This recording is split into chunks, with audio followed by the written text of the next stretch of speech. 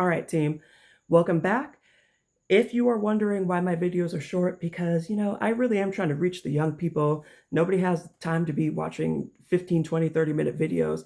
I'll do things like that more in the future, but right now, I'm not editing my videos because I'm just telling the truth, and I'm just going to speak, but keep it below 5 minutes because I'm going to be posting some of these videos on LinkedIn, but also I just want them to be digestible chunks. So if you're wondering why I cut things off, I'm not going to go above 5 minutes in any of these videos.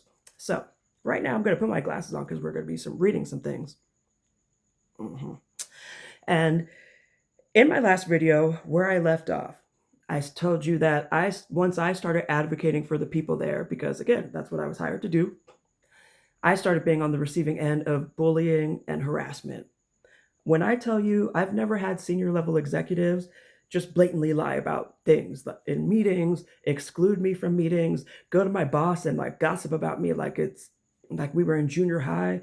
It was truly strange. But once I was there, I realized why these people got in trouble and why ESPN wrote all those articles about them and why the NBA mandated them to change.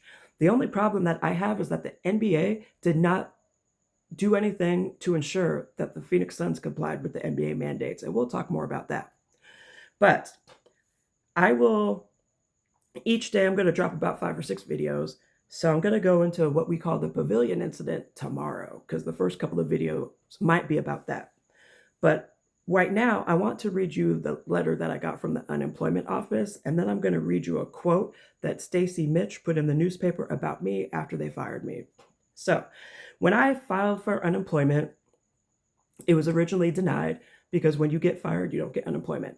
But I contested it, which you should always do if you're in that type of situation. And that way it gives me a chance to see what are they going to tell the unemployment office that they fired me for.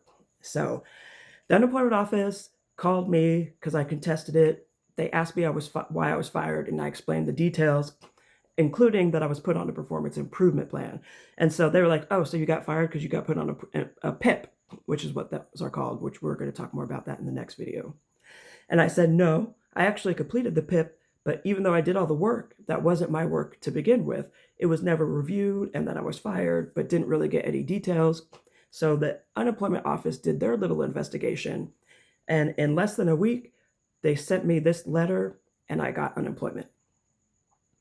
And you should always do stuff like this because it counts as documentation when you go into legal proceedings like I am right now.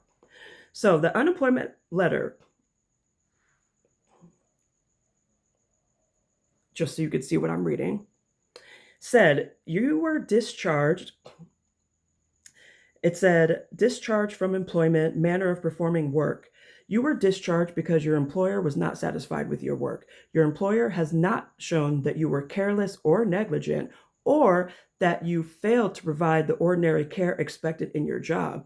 A disregard of your employer's interest has not been established. So basically the unemployment office said, they said that they fired you because they weren't satisfied with your work, but then they couldn't really prove that. They couldn't prove anything. And so here you get unemployment.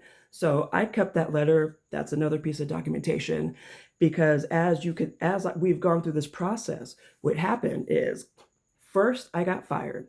Then my boss went around telling everybody that I quit, which if I got fired, why are you telling people that I quit?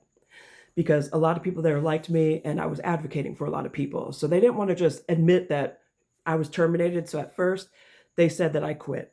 But then people were like, what?